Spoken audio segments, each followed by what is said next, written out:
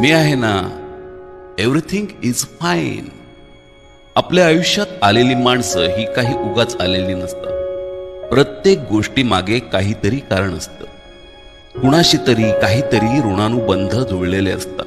नाहीतर एवढ्या 125 करोड लोकसंख्येच्या देशात नेमक्या याच व्यक्तीशी आपली ओळख का होते याचं उत्तर कुणीही देऊ शकत नाही.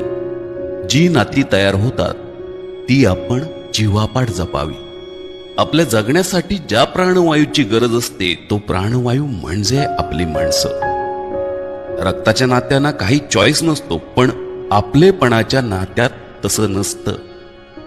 It is mutual relation.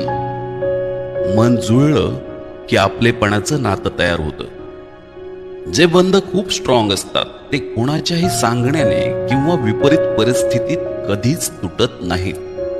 आपण खूप वाईट परिस्थितीतून जात असताना मित्राचे किंवा मैत्रिणीचे मी आहे ना एवढे शब्द संजीवनी सारखे काम करतात.